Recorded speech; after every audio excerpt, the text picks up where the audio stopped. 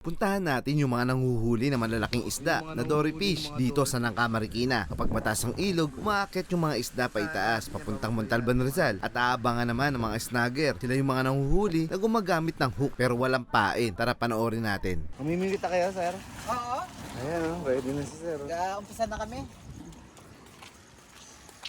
Guys, nandito tayo sa Tamana, Marikina. Ayan, sisilipin natin yung mga nanguhuli ng cream dory fish. Tingnan natin, dito may nahuli na. Andun yung tuloy kanina kung saan tayo nang galing. Napakalayo na. Ayan, Teka, saan ka, kuya? Area 1 si Chupayong. Si Chupayong saan? Diyan lang kami sa taas. Tumatigil dyan pala sa taas. Ayan, nagayo. Ito, sir, mga ilang kilo na to? Sa 10 yun. Nasa 10 kilo na to. Ito nasa 7 lang. Ano oras ba nahuli to, sir? Ngayon lang? Launa. Mga lang na. Ito, lulutuin mo, bibenta, pambenta. Kasi magkano to? Nasa 800. Kasi mga mga 50 per kilo, no? 50 per kilo pag nasa buhay. Kapag buhay. Pero sa katay, 190 ang kilo. Meron pa. 190. 190. Pag chop. Pag ni-slice na. Buhaya. Buhaya na. Buhaya na yun, Ang inaasahan namin na hanap buhay pag ganito mo. Pag maulan. Tinitay niyo pala yung bagyo, Buhay na buhay po. Diba walang pain yan, di ba? Walang paim. Kumbaga sa tsambahan lang mahuhuli. Sa hook, no? Pag sumabit sa hook. Agis lang kami ng agis.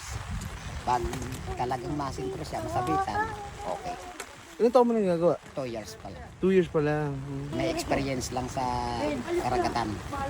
Saan probinsya mo? Bicol. Taga Bicol ka? Sorsogon ko. May mga lumalabas na. May lumalabas na, nakikita mo pala, mo ibabaw. Nakikita mo yun dyan, malalaki. Tao pala din. Malupit yung huli ni Kuya. Yung mga nandoon wala pa na huli. Kapag bumabagyo tumataas yung tubig, yan, umaakit ang Montalban, Rizal, itong mga isdang dory. Cream dory. Kada may bagyo. Laki, yung kamay ko. Mas malaki na. Meron pa mas malaki? Oh? Pinag 20 kilos. Tig 20 kilos?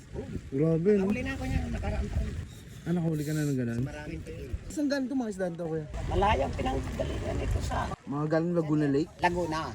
Ayan, mga Galing Laguna talaga yan. nakakawala sa fish pan? Dati, nakawala na yan sa Bispan hanggang sa Dumami. Dumami.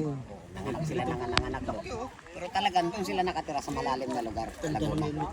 Pag umuulan lang na ganitong buwan, baha, saka sila umaakyat dito sa amin. Yan naman din ang inaabang-abangan namin. Ay, no? Ay, ano, parang mga dolphin. Oh, yan. Yan. Oh. Yung tumatalon? Oo nga. Ganun talaga. Mano-mano lang kami, sir. Mano-mano. Mano-mano lang? Hindi kayo gumagamit ng ano?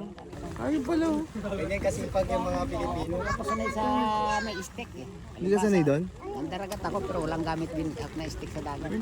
Mano-mano. Ayan, hindi katulad sa kanila, Oo nga sila may ano. Pamadi ka lang ito. Walang pain yan. Talagang sipag lang.